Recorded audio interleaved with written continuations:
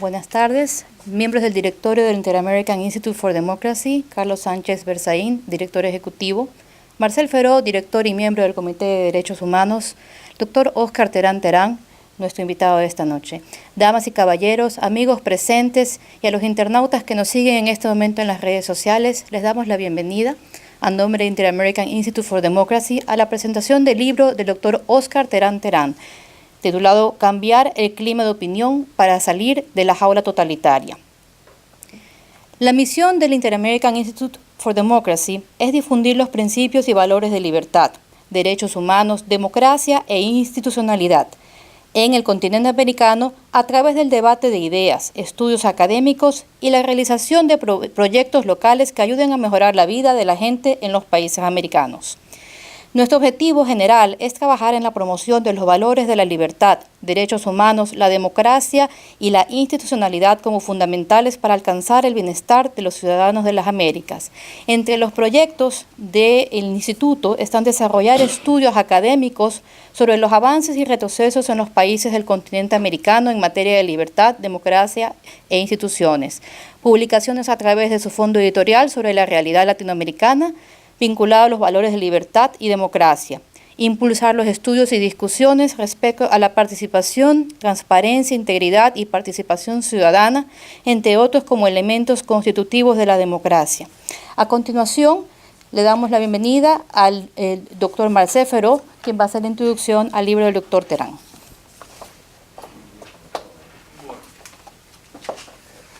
Buenas noches a todos, especialmente con nuestro invitado, el doctor Óscar Terán Terán, quien ya es amigo de la casa porque en un periodo, me parece, de 3 años hemos presentado ya 2 libros. Este es el segundo libro del doctor Terán. El doctor Óscar Terán Terán es aparte de un abogado ecuatoriano, es un investigador y un observador de la realidad social muy agudo y muy sistemático en su trabajo. Y eso hace que la lectura y la interpretación de su trabajo constituya un honor para mí en este momento. Nos trae el día de hoy su nueva obra que se llama Cambiar el clima de opinión para salir de la jaula totalitaria. Y él parte de la existencia de una crisis, ¿no? El autor explica que existe una crisis en Ecuador, existe una crisis en Latinoamérica y tal vez en el mundo. Y esa crisis, él identifica a un causante protagónico de esa crisis y es al sistema político del socialismo. Yo me atrevo a catalogar el trabajo del doctor Terán como un alegato liberal, con toda seguridad, tal vez libertario, él me corregirá. En todo caso, antagoniza con el socialismo, pero de una manera elegante, fina, de las ideas. Esa crisis, nos dice el autor, que debe ser acometida por la política. Y aquí comienza su análisis. Es decir, no debemos acometer la crisis en la que se encuentra Latinoamérica desde el punto de vista de las ideas económicas, ni desde el punto de vista del culturalismo, sino frontalmente desde el punto de vista de la política, porque es la política, según el autor, la actividad en donde se van a poder discutir las ideas y se van a poder encontrar los actores que van a poder resolver la crisis. Nos explica que la política puede ser operada desde 3 vertientes o desde 3 avenidas, digamos así. La una desde el punto de vista de la persona. Estaríamos hablando pues de que lo único que importa ahí es que el candidato gane, no importa qué diga ni cómo lo diga, lo importante es que gane. Estaríamos hablando de los mesianismos muy comunes en nuestra política, en la política de nuestros países. Y generalmente ahí se va a producir el fenómeno de que el candidato con más recursos o con más plata es el que va a ganar. La otra avenida o aproximación de la política es, o sería la de las causas, o la causa o las causas. Cuando, por ejemplo, estamos hablando de la protección del planeta, ahí esa causa generalmente se enraiza primero localmente y luego pasa al plano internacional. Y lo que estaríamos logrando es que entonces esa causa o esa plataforma sea adoptada por el político para que así el político pueda implementarla. Pero estamos viendo la limitación de esa vertiente, porque estaríamos hablando nada más que de una causa o de ciertas causas. Y la otra vertiente es la de las ideas. Y ahí es donde nace este análisis, porque las ideas precisamente en el quehacer político nos permitiría acometer cada uno de los problemas y obviamente identificando a las personas. Pero, y aquí es donde yo advertí en la lectura de este trabajo que el doctor Terán incursiona como un bisturí, yo diría, en las profundidades de la historia, en las profundidades de la filosofía política, de la psicología colectiva, porque él, una vez que identifica el problema, identifica la causa, identifica la forma, cómo acometer, luego explica por qué estamos donde estamos, por qué el socialismo, que el doctor Terán lo identifica como el enemigo o el causante, se empoderó tanto. Entonces él hace un análisis de que en el siglo actual, pero preponderantemente en el siglo pasado, el socialismo fue ganando terreno, y esto lo dice la historia. Pero él identifica a los errores del liberalismo y del conservadorismo en el sentido de que no enfrentaron al socialismo como debieran haberlo enfrentado, es decir, frontalmente, sino que tal vez se sintieron intimidados y comenzaron a tomar matices. Se volvieron un poco rosados y luego terminaron, y pues de ahí vinieron la socialdemocracia, nos dice el doctor Terán, la democracia cristiana, inclusive por ese conservadorismo tímido vinieron las ideas de liberales de la iglesia, pero no fueron ni lo uno, en un momento dado no fueron ni lo uno ni lo otro, dejaron de ser liberales, dejaron de ser conservadores, pero tampoco eran socialistas, eran social confundidos, como nos dice el doctor Terán por ahí en sus páginas. Entonces, luego él entra ya en el análisis de cómo sucedió esto. Entonces, en el análisis histórico nos habla pues de lo que sucedió en el siglo pasado, el crecimiento del socialismo, las ideas del social nacionalismo, del nazismo, del fascismo, y entramos ahí a entender por qué. Nos habla, por ejemplo, de un Goebbels, ministro de propaganda del nazismo, que pues esto ya es conocido, una mentira repetida muchas veces pues se convierte en verdad, ¿verdad? Entonces todas estas cosas sucedieron sin que el liberalismo o el conservadurismo pudieran tener una respuesta adecuada en el momento adecuado, ¿verdad? Y también entra en el análisis de la opinión pública, cómo se forma la opinión pública. Históricamente la opinión que realmente nace como una opinión de una persona, es individual, luego a través de ciertas repeticiones se convierte en lugares comunes y se convierte en una opinión ya de un colectivo, y así se pueden formar opiniones en la sociedad que no siempre son las más correctas, ¿no? Aquello de que la voz del pueblo es la voz de Dios, se ha probado que es un error más de una vez, ¿verdad?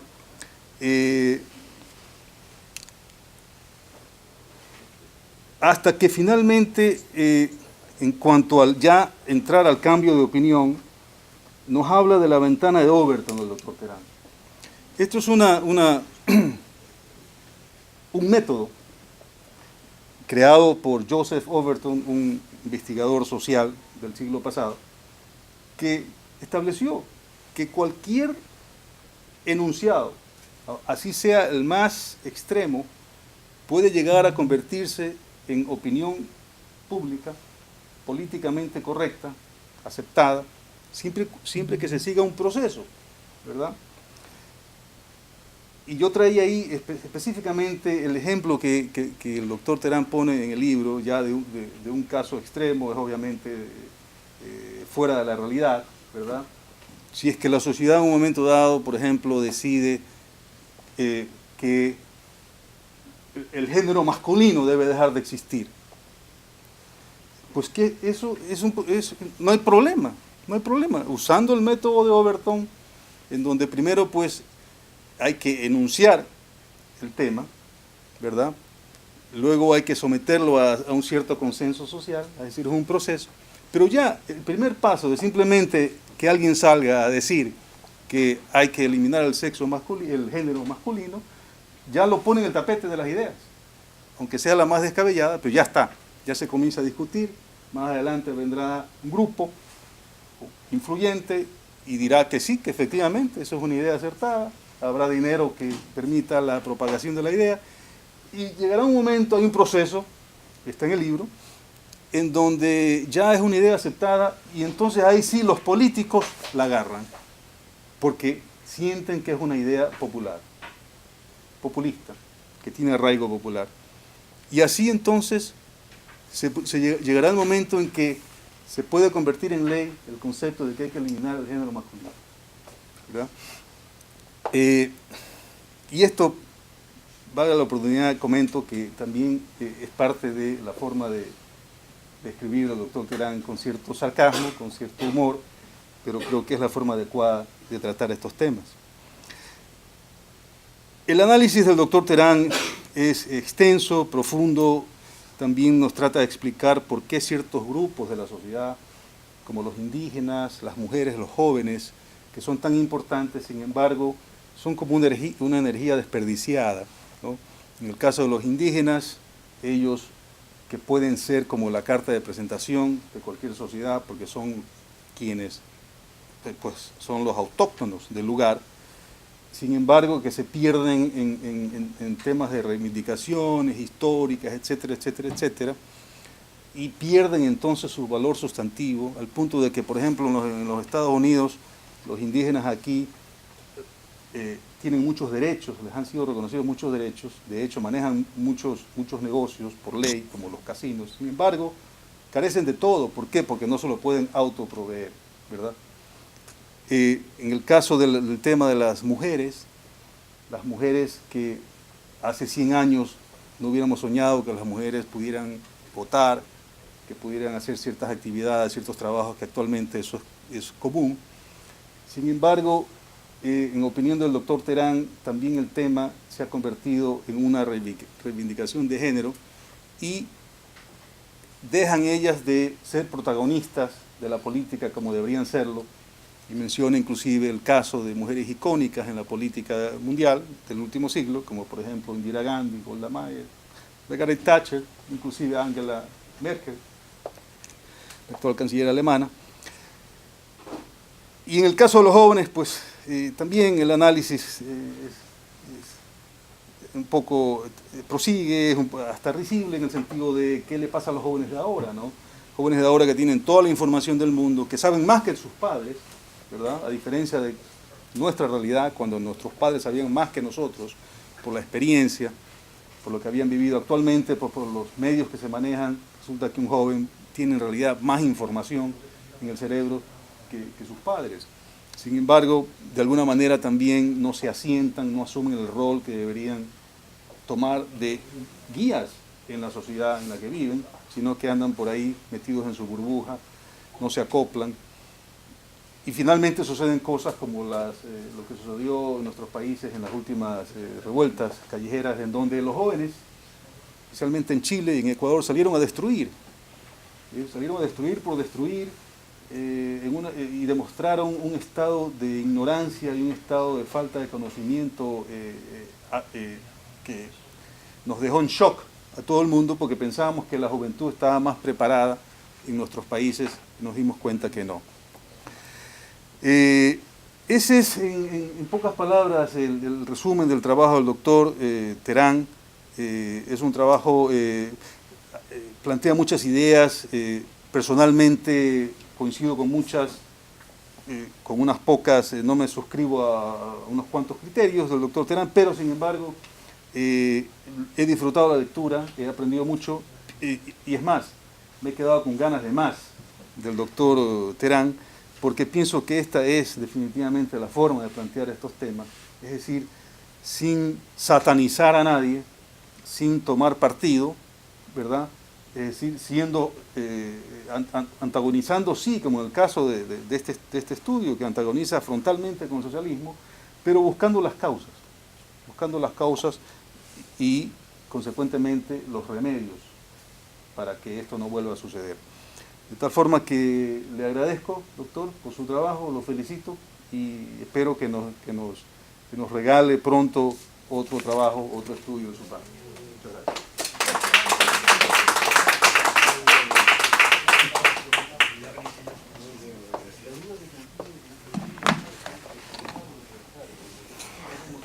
Ahora queremos invitar al podio al doctor Edgar Neira Orellana, abogado y doctor en jurisprudencia por la Pontificia Universidad Católica de Quito, magíster en Derecho Administrativo y experto en litigios tributarios y contencioso administrativo.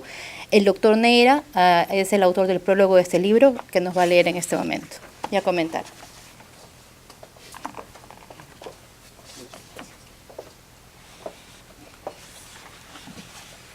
Buenas noches con todos. Para mí es un honor ocupar esta tribuna del Inter-American Institute of Democracy para presentar un libro de mi amigo el doctor Óscar Terán. Voy a dar lectura a las ideas que han sido pensadas para el prólogo, asegurándoles de antemano que toman aproximadamente 2 minutos 30 y es algo que he ensayado en el counter del hotel y puedo asegurarles que no toma más tiempo. Tengo el honor de prologar este libro, Cambiar el clima de opinión para salir de la jaula totalitaria, escrito por el doctor Óscar Terán Terán. Este, que es el segundo libro del autor, complementa los análisis descriptivos de otro que publicó en 2016 bajo el título del Socialismo del siglo XXI a la libertad. Ahora el paso que da es no menos firme que el anterior al proponernos herramientas intelectuales que superan el diagnóstico para entrar en esos laberintos que suponen siempre los de la acción política. La revisión del manuscrito me ha permitido descubrir que se me obsequiaba también el deleite de repasar varios temas complejos en textos bien expresados sobre la crisis política de Ecuador y también de América Latina. Al finalizar la lectura, la experiencia resultó enriquecedora porque encontré en el borrador un amplio repertorio de ideas novedosas y necesarias para crear un ambiente de opinión favorable a la construcción de una sociedad libre. En cuanto a la forma en que son desarrollados los distintos capítulos del libro, es de obligada referencia aquella frase de José Ortega y Gasset, cuando acertó en señalar que la claridad es la cortesía del filósofo. Y esta es una de las 2 notas distintivas del libro que comento: la nitidez del mensaje transmitido y la fluidez con la que se enlazan premisas y conclusiones son elementos que confirman la arraigada cortesía de un estilo ya presente en su libro de 2016. La otra nota es el rigor y profundidad de sus planteamientos, que liberados de cánones academicistas, vienen cargados de observaciones penetrantes, entretejidas con 2 hilos conductores presentes en todo su análisis. El primero, la impronta ética que subyace a lo largo y ancho del texto, y el segundo, los principios de libertad en los que se inspira.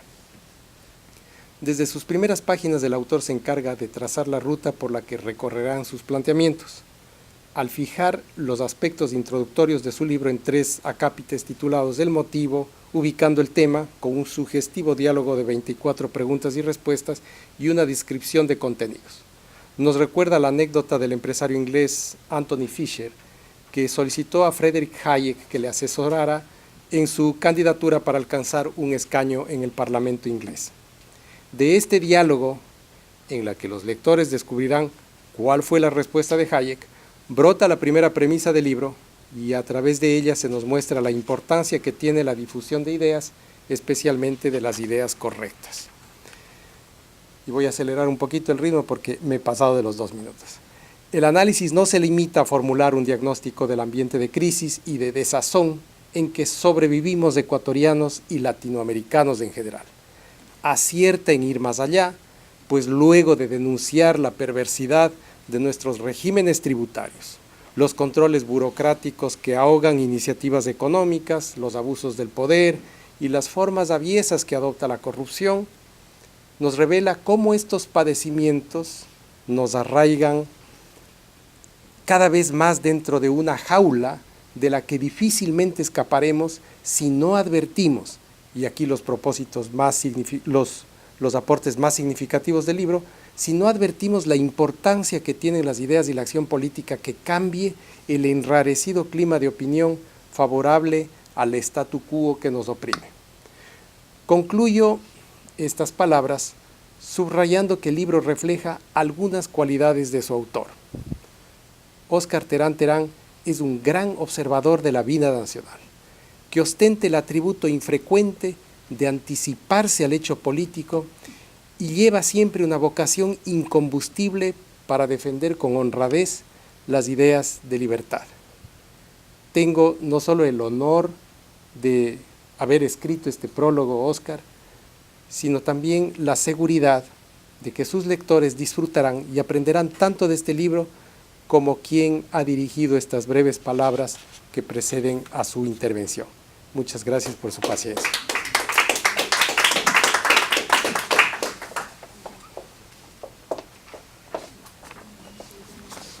Agradecemos la intervención del doctor Neira y quisiera también comentar que el doctor Terán Terán, para escribir este libro, ha escogido precisamente el tema del clima de opinión y hacer un poco énfasis en cómo se identifica su origen, cómo él lo menciona en el libro, y dice que su origen radica nada menos que en el establishment, en aquel poder tras el poder, en lo que conviene al poder e impone al resto. Creo que es algo que siempre vale la pena recordar. También hace una mención importante a lo que es lo políticamente correcto, que esto encubre una forma de entender al mundo de unos pocos para que los demás se sometan a ello y conducirlos hacia el nuevo orden mundial. En cuanto a la opinión pública, encontraremos mencionado en su libro importantes señales en algunos de sus apuntes sobre la trampa del lugar común, del por qué todos lo dicen, que se asume como una verdad y se confunde con la opinión pública, y advierte del permanente peligro de que un partido único haga pasar su criterio y su agenda como opinión pública.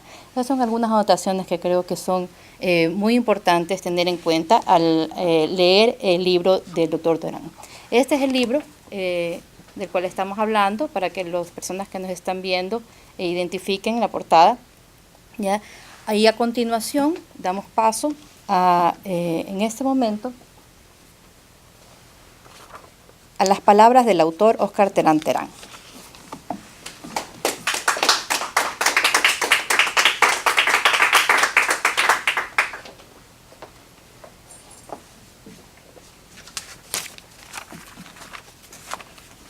Señor doctor Marcel Feró,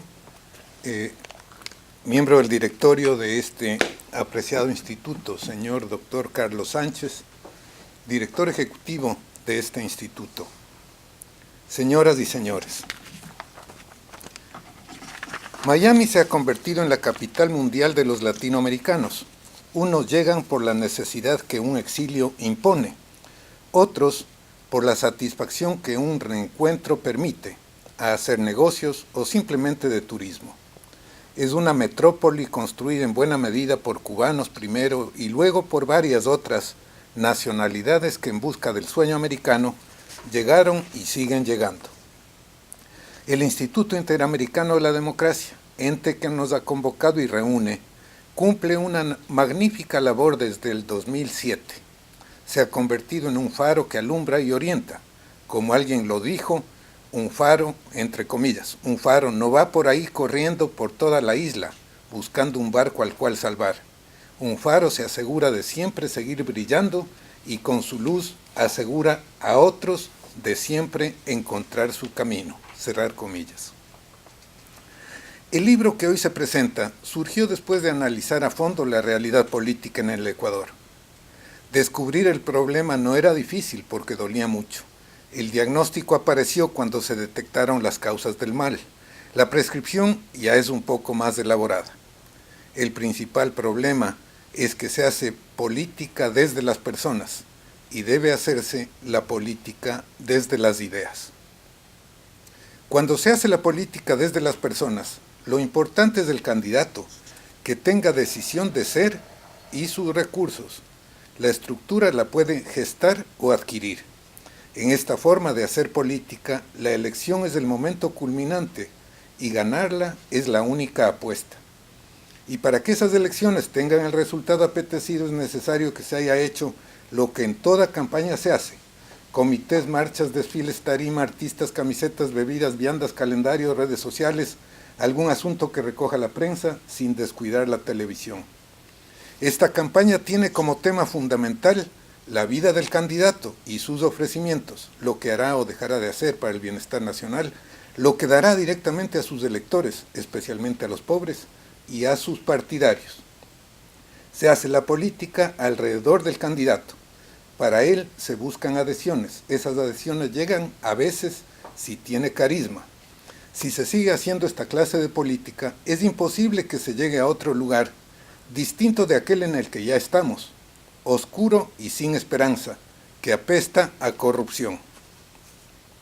Es indispensable y además urgente hacer la política de otra manera, y la manera que se propone es hacer política desde las ideas, porque la política se compone de dos ingredientes: ideas y personas, pero las ideas son primero, porque llegan antes y porque son más importantes. Ideas que lograrán adhesión si es que son buenas, están bien planteadas y son debidamente comunicadas. Las personas, que también son indispensables, vienen después. Su tarea, si es que se suman a las ideas, es organizarse, escoger un ideario, ideas básicas, un emblema, que sea el signo aglutinador, un eslogan corto que diga mucho, unos dirigentes, identificación de aliados y enemigos, un candidato. Al candidato se le escoge al final, cuando ya se conoce qué se quiere, por qué se quiere, para qué se quiere y contra quién se lucha, es decir, el enemigo a vencer. Es una lógica distinta, es una secuencia al revés. En la política desde las personas, se parte del candidato; en la política desde las ideas, se termina en el candidato. En la política desde las personas, lo único importante es el día de las elecciones, ahí se define todo. En la política desde las ideas, los días importantes son todos, porque la actividad es constante, porque las ideas no caen del cielo. Las ideas nacen desde la cabeza de alguien, en su mente es su mente la que las elabora. Pero si esa idea se queda en la mente de alguien y no pasa a más y más personas, no se ha logrado nada. Cuando la idea pasa a más personas es que llegó a la élite. No es fácil que una buena idea pase de una persona a la élite. Probablemente es más fácil que una mala idea circule. Ese es el riesgo. La tarea de la élite es criticar la idea, mirarla desde arriba abajo, sopesarla.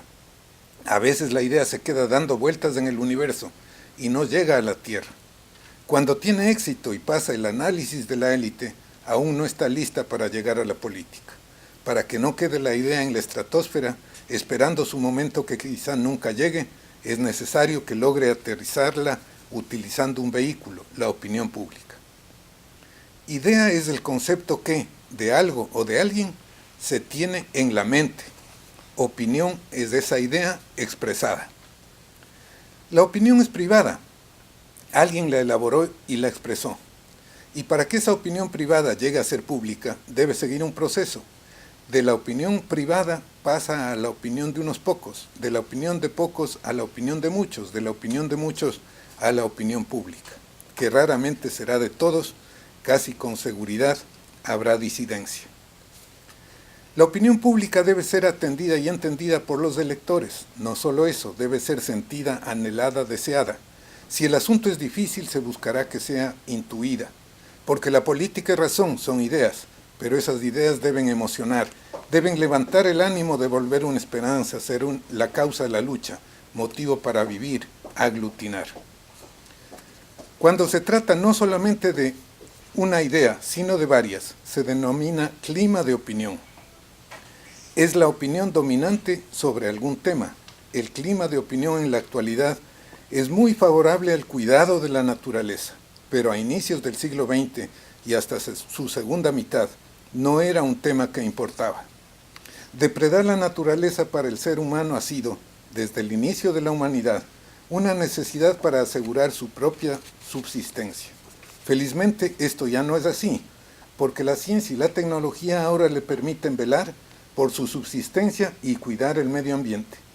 Hay una cultura ambiental, no es solamente que unos especialistas lo dicen, no es solo que los medios de comunicación se ocupan, es que se vive una cultura favorable a la naturaleza. Los niños la practican con furor, los jóvenes con vehemencia, los viejos finalmente entendimos.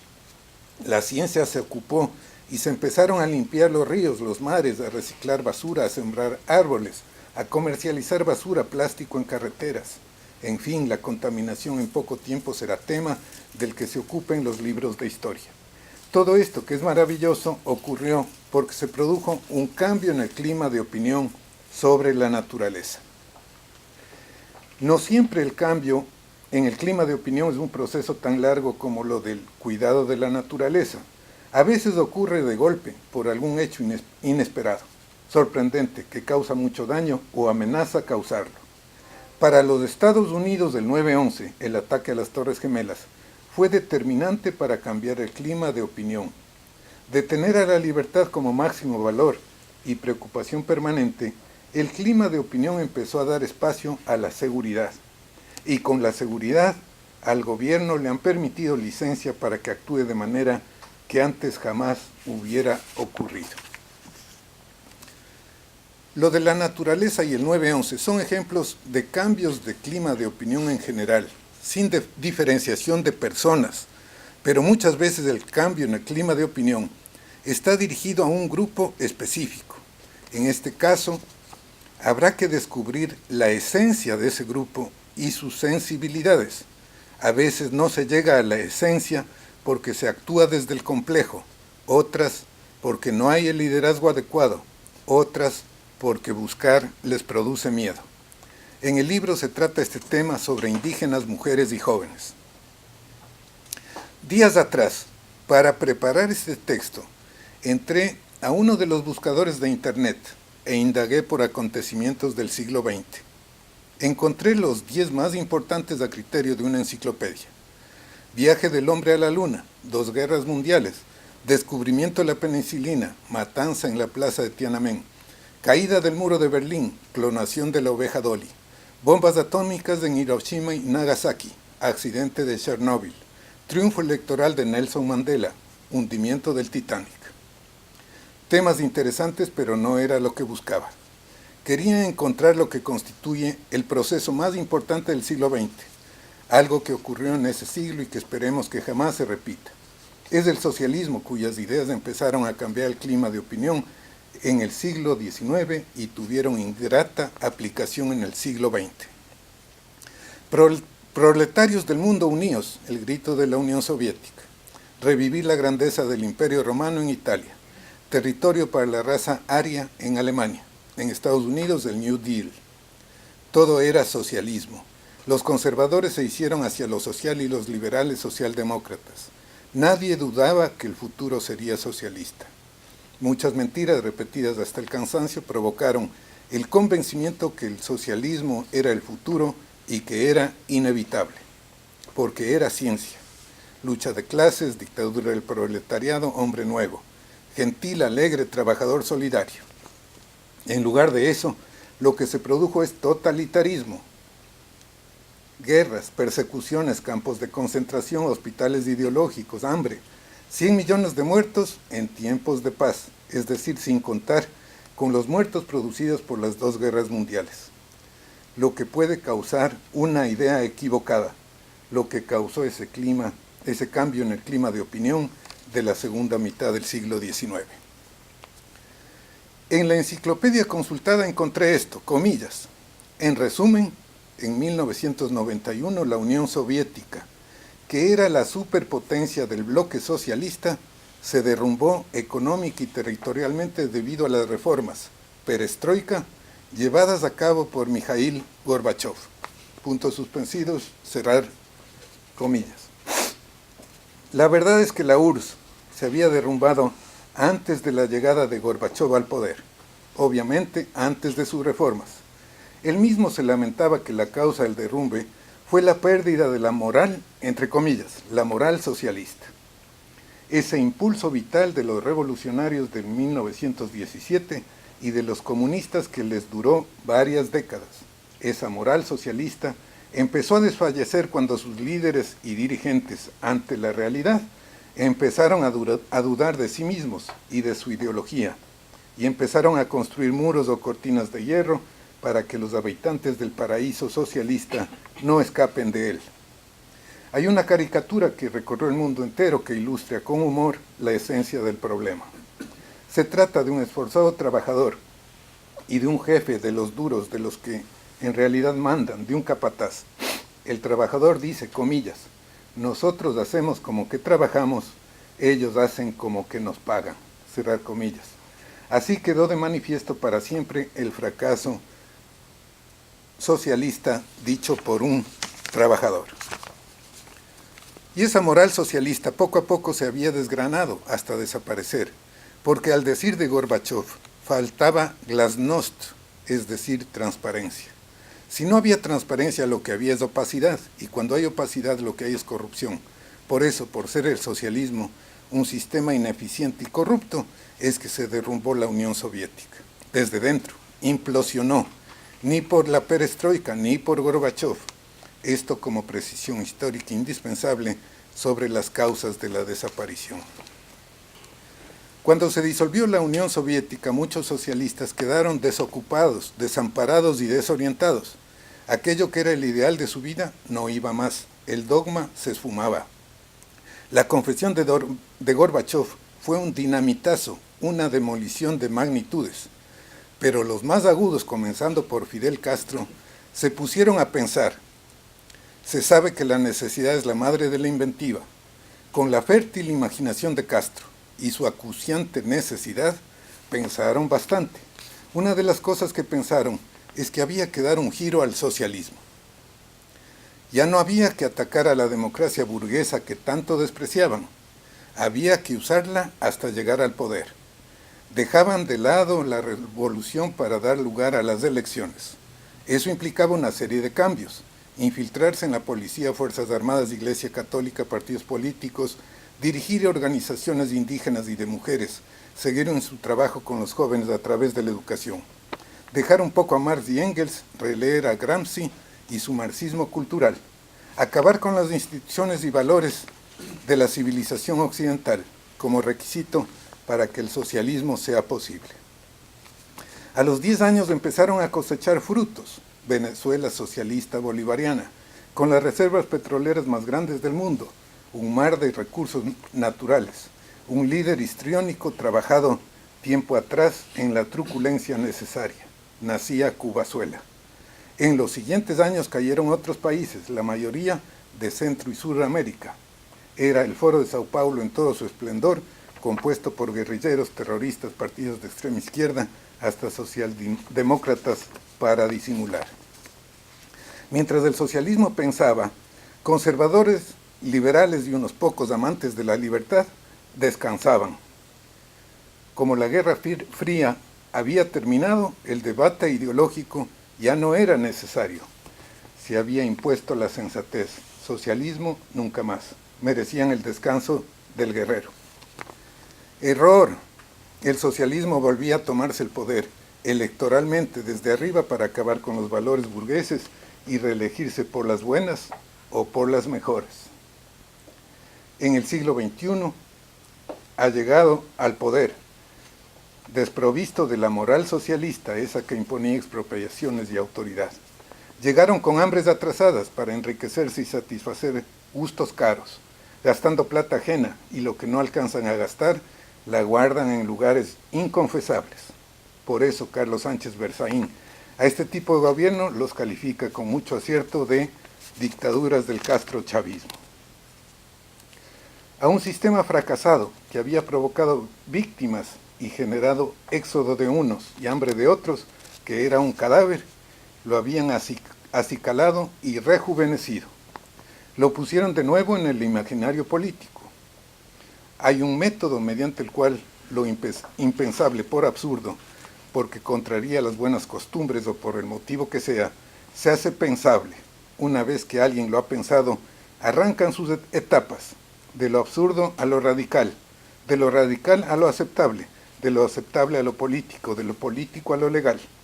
Este método se llama ventana de Overton. Es una herramienta para que lo absurdo pueda convertirse en ley.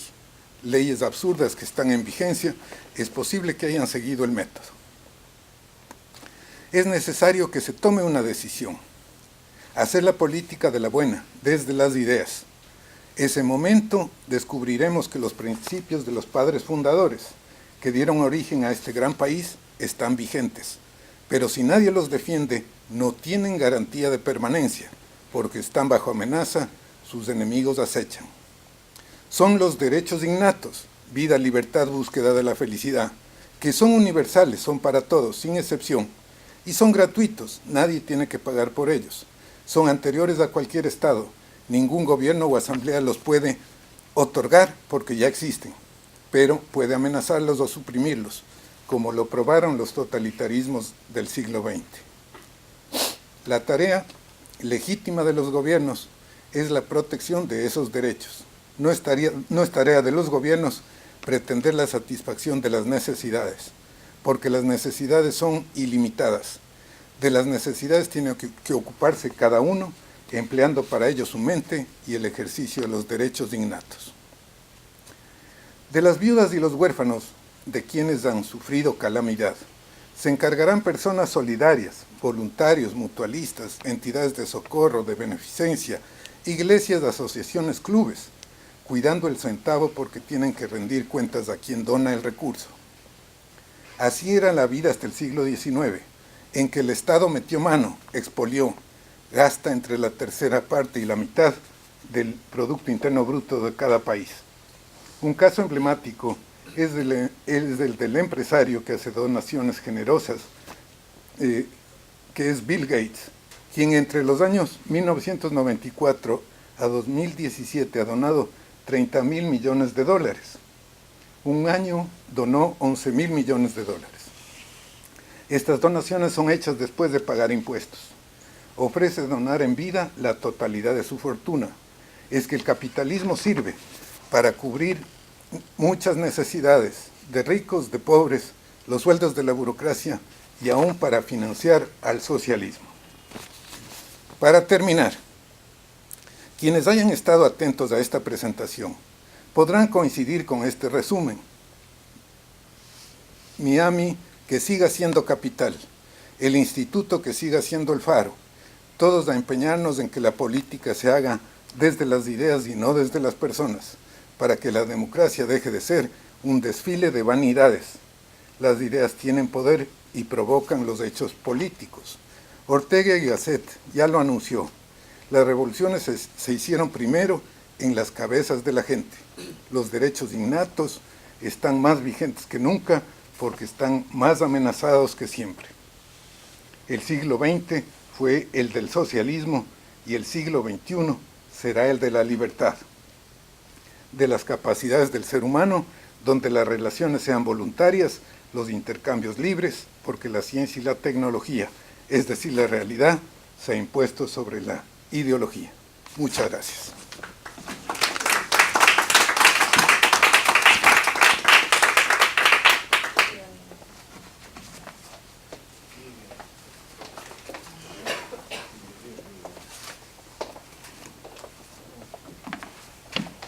Agradecemos la intervención del doctor Óscar Terán Terán invitamos al doctor Carlos Sánchez Berzaín, director ejecutivo del Inter-American Institute for Democracy, a dar las conclusiones y comentarios de la presentación del libro.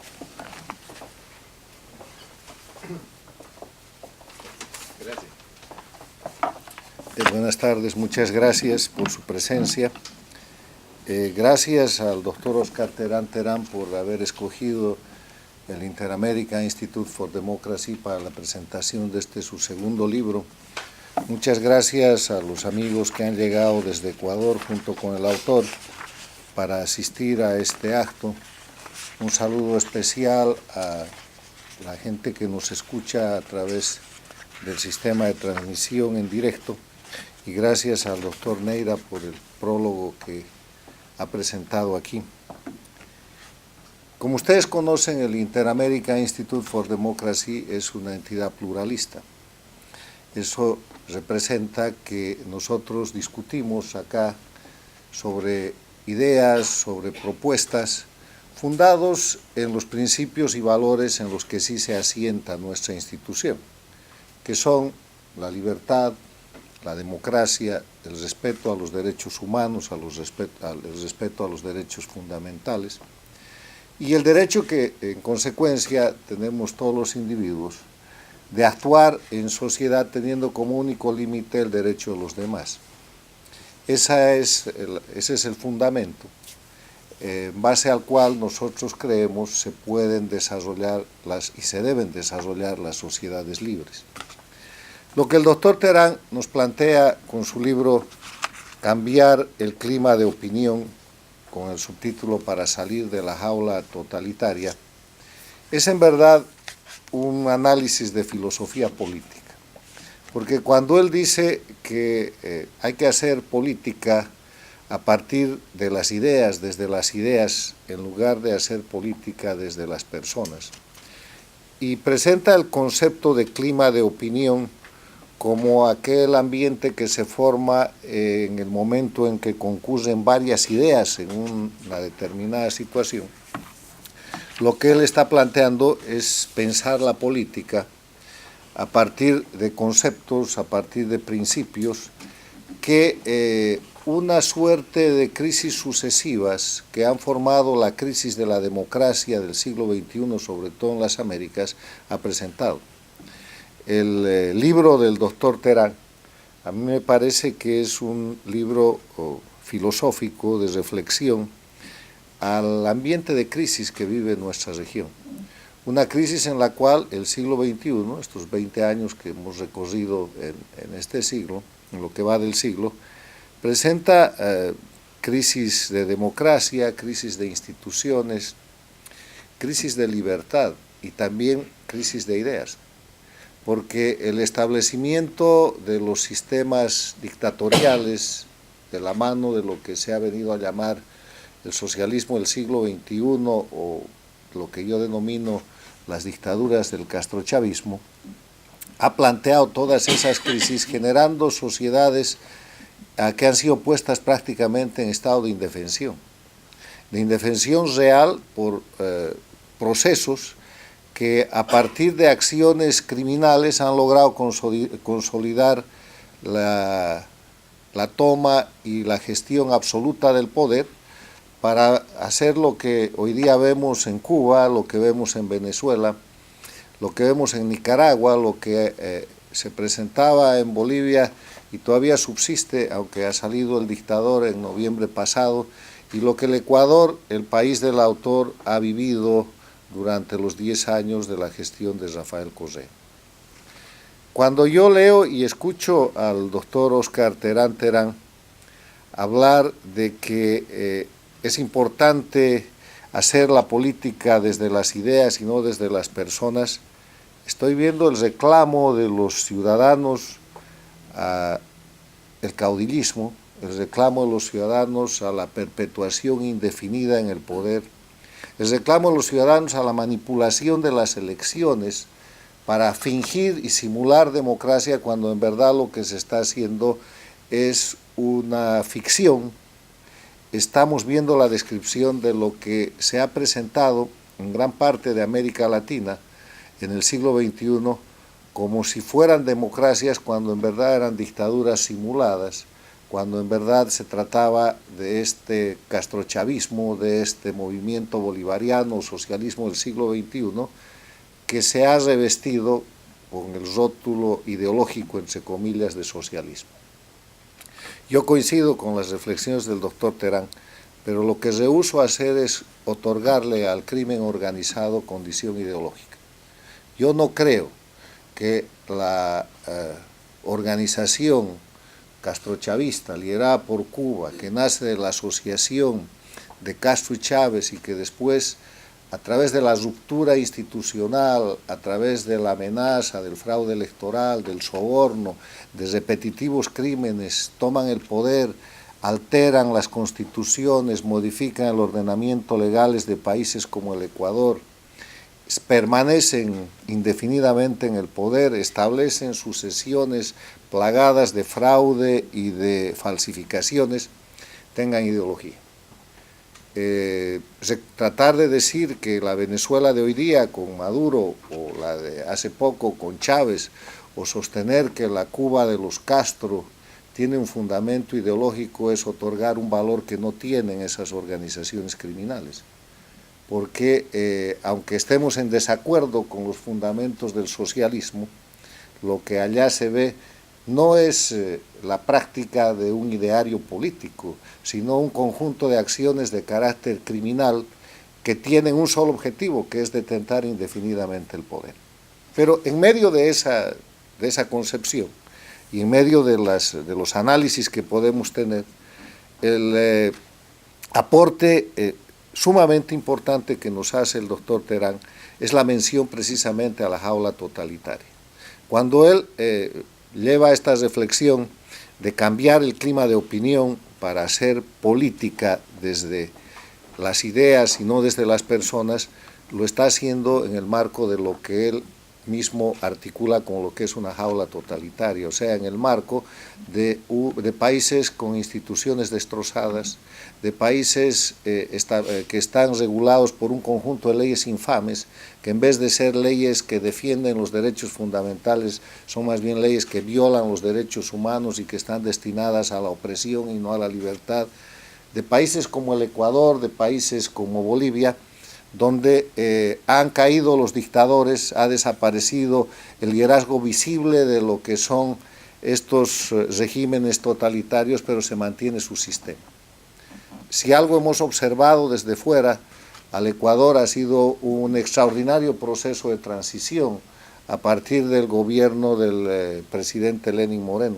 Pero cuando uno habla con los ecuatorianos, resulta que esa impresión que se tiene de afuera es más entusiasta de lo que el propio pueblo ecuatoriano está sintiendo, porque conforme pasa el tiempo, la gente se da cuenta que no son demasiadas las cosas que han cambiado.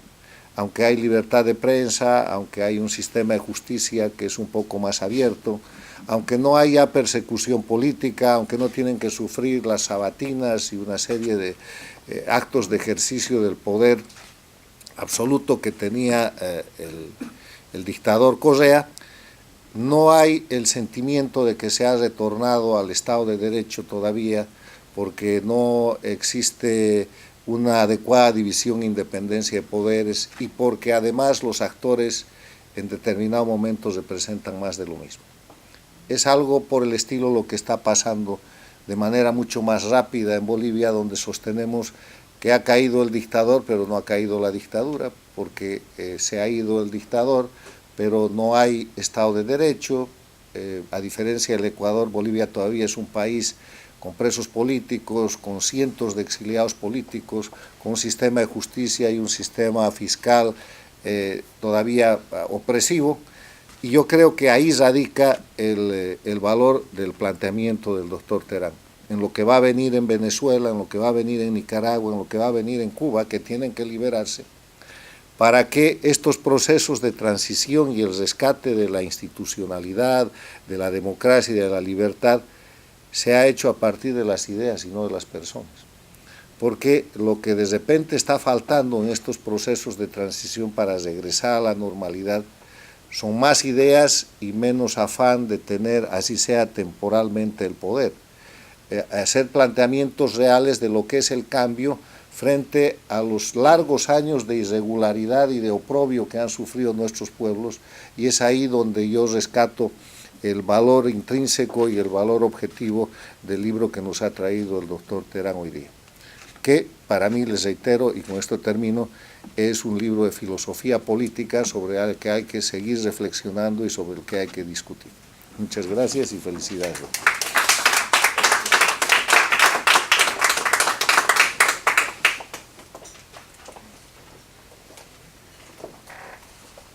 Nos agradecemos a todos los que han participado en la presentación del libro del doctor Terán Terán, y asimismo los invitamos a su lectura, a disfrutar las ideas de libertad que en él comprenden, y muchísimas gracias también por acompañarnos en nuestras redes, en la transmisión online, y a todos los presentes, gracias por venir.